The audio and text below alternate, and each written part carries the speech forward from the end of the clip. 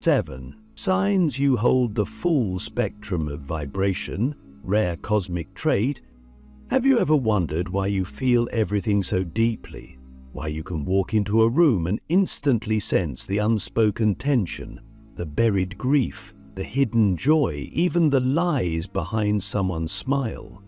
Why your body reacts to sounds, colors, and words like they're not just stimuli but sacred codes? Why your dreams don't feel like dreams at all but messages, sometimes warnings, sometimes memories of a place you've never been but somehow know? If any of this sounds familiar, then you might be one of the rare few who carry what I call the full spectrum of vibration. It's not a gift in the way people imagine it. It's not always beautiful. It's not always easy. In fact, most people who hold this frequency spend a good portion of their lives thinking something's wrong with them. They're told they're too emotional, too intense, too quiet, too loud, too sensitive. But what's actually happening is this: your soul is holding a bandwidth that stretches across dimensions. You are a living prism, and that makes you both powerful and rare. Click subscribe to this channel to get more profound spiritual lesson. The first sign that you hold the full spectrum of vibration is this: you feel both heaven and hell within yourself, not as metaphors, but as actual energies. One moment you're in awe of existence, overwhelmed by the beauty of a single flower, the sound of a child laughing, or the stillness before sunrise. The next, you're plunged into despair so deep it feels ancient. And it is. Because holding the spectrum means you don't just feel your own emotions, you feel the collective, you feel the timelines, you feel the earth. You might not have words for it, but your body knows, your body remembers. And this isn't a dysfunction, it's a design. Let me ask you something. When was the first time you felt like this world was too loud for your soul, too fast, too shallow? Do you remember being a child and seeing things others didn't, hearing things they couldn't explain? That wasn't your imagination, that was your perception. That was your frequency already tuning into layers of reality most people are disconnected from. And instead of being nurtured, you were likely taught to suppress it, to quiet it, to ignore it, but those abilities never left you. They just went underground, waiting for you to remember. The second sign is your relationship with extremes. You don't live in the middle. You bounce between polarities, ecstasy and emptiness, inspiration and exhaustion, connection and isolation. But here's the secret. It's not because you're unstable, it's because your field is wide. You're dancing between archetypes, between dimensions of consciousness, between layers of reality. And when you learn to stabilize that dance, when you stop judging the swings and start listening to them, you begin to decode the language of the cosmos. You become a bridge, not just between people, but between worlds. The third sign is that people are drawn to you even if they don't understand why. Strangers tell you their life stories. Animals follow you. Children stare at you like they know you from somewhere. You don't have to say much. Your presence speaks. And it speaks in vibration, not in volume. But this can also be exhausting, can't it? Because when you hold the full spectrum, people unconsciously come to drink from your field. They sense the clarity, the depth, the safety. And unless you learn to protect and regulate your energy, you'll find yourself constantly drained, constantly needing to retreat just to remember who you are. The fourth sign is your body. Your body is not average. It's not just flesh and bone. It's a living antenna.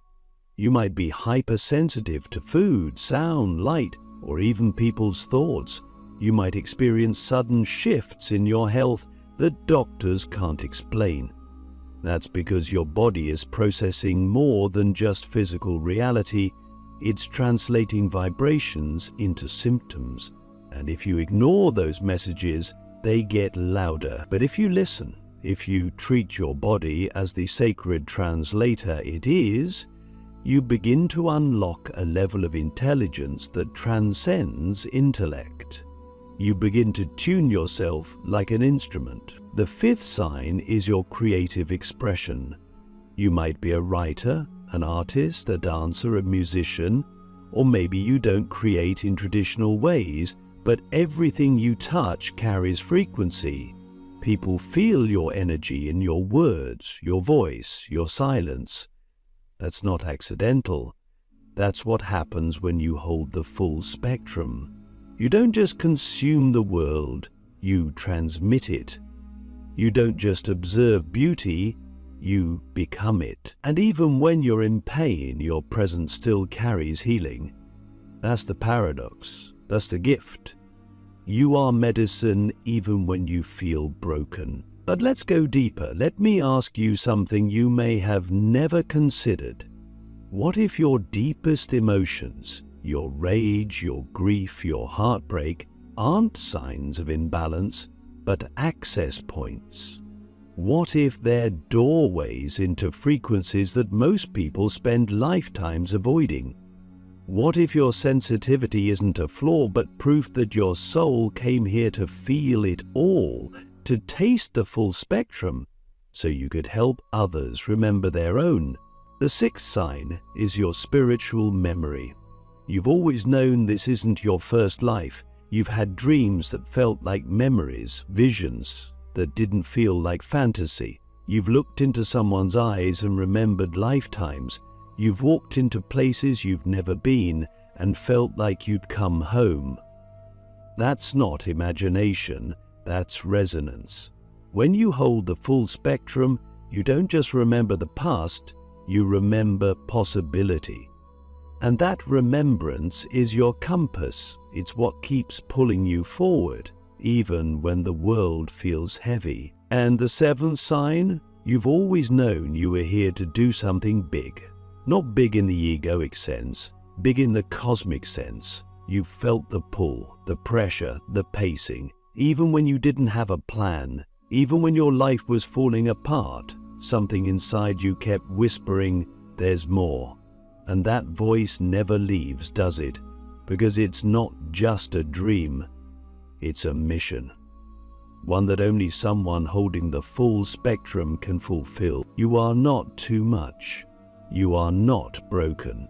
You are a cosmic instrument, tuned to the frequencies of all things. And in the next part, we're going to explore why your ability to hold all vibrations, joy and sorrow, light and shadow, chaos and peace, is not only rare, but essential to the evolution of this planet. Are you ready? The energy prism. Why your soul channels frequencies no one else can. There's something about you that even you don't fully understand yet, and that's not because you're confused, it's because you're complex. Not in a chaotic way, but in a multi-dimensional way. You don't just exist in one emotional state, one identity, or one realm of awareness. You are an energy prism, refracting cosmic light through the lens of your unique soul signature. You pick up frequencies others can't hear. You process layers of reality most people can't even perceive. And the reason it feels so overwhelming sometimes is because you're channeling data, cosmic data, from both the seen and unseen dimensions. Most people live within a narrow emotional and energetic range. Their lives are defined by predictable cycles of comfort and reaction, but you are wired to stretch, to expand, to feel joy and devastation within the same breath, to hear the laughter of the universe and the weeping of forgotten ancestors within the same dream. And that's not a malfunction, that's not spiritual overload, that's your design. You see, when the soul holds the full spectrum, it doesn't just absorb, it translates. You take in frequencies that are too vast, too subtle, or too chaotic for others to interpret, and you alchemize them into something human, into art, into presence, into love. That's why you might find yourself crying during music that others barely notice. That's why you can touch a tree and feel its history. That's why you can sit with someone who's been silent for years and somehow help them unravel their pain without saying a word, because you're not just a person, you're a portal. But here's the part no one tells you. Being a portal is not always magical. Sometimes it's exhausting. Sometimes it feels like your nervous system is a highway for energies that have nowhere else to go. You feel the collective anxiety before it hits the news. You feel the heartbreak of a land that's never been honored. You feel the rage of the voiceless, the sorrow of the silenced. And if you don't learn how to ground, how to filter, how to discern, it can tear you apart. That's why most people who hold the full spectrum go through a period of collapse. Not because they failed, but because their system is being recalibrated. The ego breaks, the identity dissolves, everything false falls away, and what's left is capacity. Raw, unfiltered, terrifying capacity to hold life in all its forms. That is the birth of the prism. That is when you stop trying to fit into the world and begin to reshape it with your frequency. Let me ask you something personal. Have you ever cried over something you couldn't explain? Have you ever felt homesick for a place that doesn't exist on any map? Have you ever sensed that your emotions weren't just yours, but part of something vaster, something ancient, something cosmic? If so, you're not crazy, you're attuned. You're remembering that your soul didn't come here just to survive, it came here to transmit. You are a lighthouse in a fog most people don't even see. You are the tuning fork that brings dissonance into harmony just by being authentic. But with that power comes a responsibility to yourself. You must protect your prism. You must clean your lens. Because if you try to dim your range to make others comfortable, you'll fracture, you'll implode. You'll forget who you are, and we can't afford for you to forget. This planet is in the middle of a vibrational transition. Old systems are collapsing, collective wounds are rising to the surface, and guess who's feeling all of it? You are. Not because you're weak, but because you're wired for this. Your nervous system is a bridge between the old and the new. Your emotions are tuning instruments for the collective field. Your sensitivity is not a burden, it's a beacon. And when you own that, when you stop apologizing for your depth and start honoring it, you become unstoppable. There's a reason the mystics, the visionaries, the healers, the artists, you have always walked the edge of madness. It's because you're holding more than one world. You're translating the infinite into the finite. You're decoding the divine into something the human heart can feel. That's not small work. That's not background energy.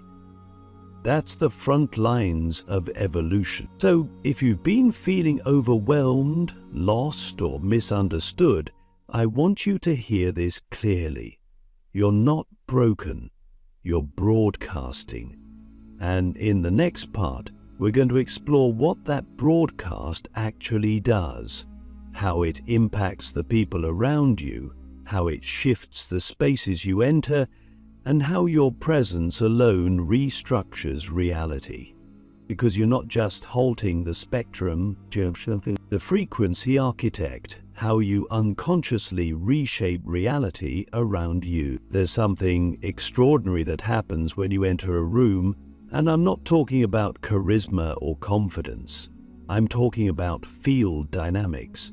Your energy field doesn't just exist, it interacts, it communicates, it rearranges.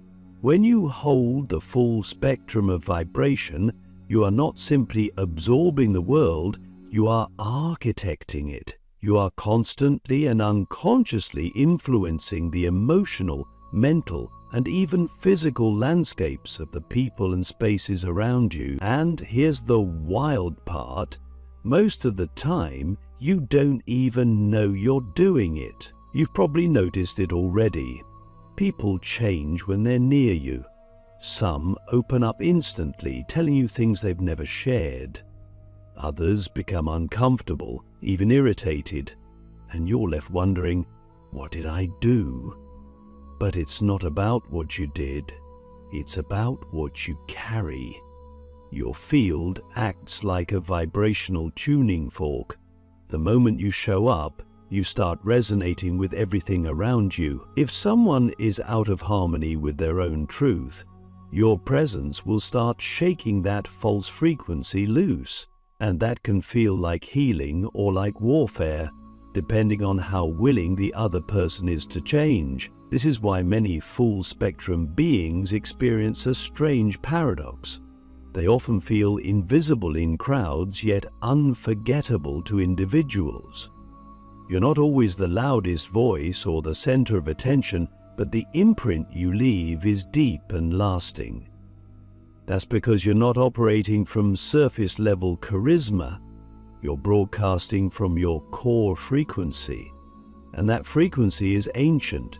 It carries codes of remembrance, of awakening, of realignment. Let me ask you this. Have you ever walked into a place, a store, a home, a sacred site, and felt the entire mood shift within minutes of your arrival? Maybe the tension breaks, maybe silence deepens, maybe people start acting unexpectedly emotional or introspective. That's not coincidence, that's your field doing its work. You're not passive, you're a conductor. You don't just walk into spaces, you recalibrate them. But here's where it gets even more profound. When you hold the full spectrum, your field doesn't just affect humans, it speaks to animals, to plants, to environments. You might notice animals gravitating toward you, or that certain spaces light up when you're present. That's not mythology, it's quantum resonance. Your consciousness is a stabilizing force in a chaotic world, and when you begin to walk with awareness of that, it becomes a form of spiritual technology. You no longer just live, you design. You design by being, not by controlling, but by embodying, by anchoring your truth so deeply into your cells that it begins to ripple outward, and that ripple becomes a language. A silent invitation, a reminder to everything and everyone around you that harmony is possible, that presence is healing, that alignment feels like home. But this is also why your life may have felt like a test, why people project onto you, why relationships sometimes implode for reasons you can't explain.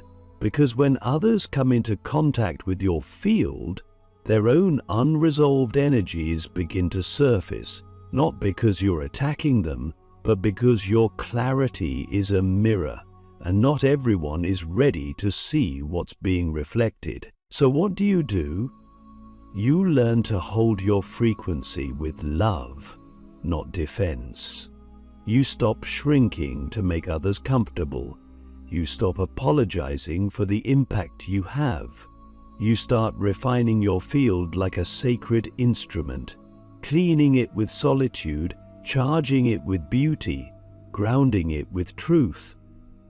You take responsibility not just for your words and actions, but for your vibration, because that's your real power, that's the architecture. And here's the truth no one teaches. You don't need to fix anyone.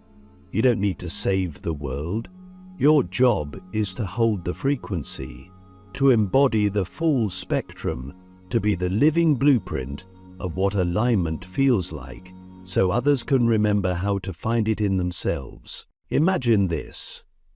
What would shift in your life if you trusted that your presence alone was enough to create change? How would you move differently if you knew that every breath you take is shaping timelines, healing wounds, awakening codes in others who are barely hanging on? You are not random. You are not accidental. You are a frequency architect. You are shaping the invisible architecture of this planet's evolution, one interaction, one space, one heartbeat at a time. And in the final part of this journey, we're going to explore the hidden gift of all this. The deepest reason why you were given access to the full spectrum, to awaken others, simply by being who you are. Because your presence is not just a vibration, it's a mirror, the quantum mirror. Why your presence awakens dormant souls. There's a mystery that surrounds you, one you may have never fully understood, but have always felt. You walk through life with a kind of invisible gravity. People feel better around you, or sometimes more unsteady, but rarely indifferent. It's not your personality, your appearance, or anything you do on the surface. It's deeper. It's vibrational. You are a quantum mirror, a rare soul who reflects people to themselves, not as they pretend to be, but as they truly are. And just by existing, just by being, you awaken something in others that they've forgotten how to reach. When you carry the full spectrum of vibration, you don't just hold light and dark, you transmit truth. And truth, when reflected purely, is disruptive. Not in a destructive way, but in a catalytic way. You stir the soul, you trigger remembrance, you remind people of their own forgotten light, their buried pain, their dormant gifts. And that's why you've always felt a strange kind of responsibility, even in silence. You've known that your presence matters, sometimes more than your words, more than your actions, because your presence reverberates. Have you noticed how people often undergo some kind of shift after spending time with you? They may not even be able to explain it, but something moves within them, something changes. Maybe they suddenly have the courage to leave a toxic relationship, or they finally face a truth they've been avoiding. Maybe they cry and say, "I don't know why I'm telling you this." That's because your field is not passive. It's a living intelligence. It holds the full range of emotional, spiritual, and energetic frequencies, and when others step into it, their own field begins to resonate again. Most people live in dissonance. They're out of tune with their soul's original frequency. They're carrying trauma, conditioning, stories that don't belong to them. But when they meet someone who carries the full spectrum, their system recognizes it. It feels the possibility of coherence. And that's what you offer. Not solutions, not advice, but resonance. You're like a cosmic tuning fork, reminding others of their own forgotten song. But this gift comes with a cost, doesn't it? Because not everyone wants to wake up. Not everyone is ready to meet their own reflection. And so, they project, they resist, they push you away, they make you feel like you're the problem. But you're not. You're just the mirror. And the mirror is neutral. It doesn't judge. It doesn't distort, it simply shows. That's your power. And that's also your challenge. So how do you carry this gift without losing yourself? You anchor deeper into presence. You stop trying to explain yourself to those who are committed to misunderstanding. You stop dimming to fit into rooms that can't hold your brilliance. You learn to be without needing to prove. You protect your peace like a sacred flame, and you let your presence do the work. You are not here to convince anyone. You are here to radiate, to embody the full spectrum so fully, so authentically, that others can't help but remember their own. And it starts with you, with owning your sensitivity, your range, your depth, with seeing your ability to feel everything not as a burden, but as a divine assignment. The world doesn't need more noise, it needs more mirrors, more beings who are willing to stand in full spectrum awareness and say, "Here I am, all of me, and you are safe to be all of you too." That's what you offer. That's why your presence is medicine, not because you try to heal, but because you are healed enough to hold space without agenda. Let me ask you one final question.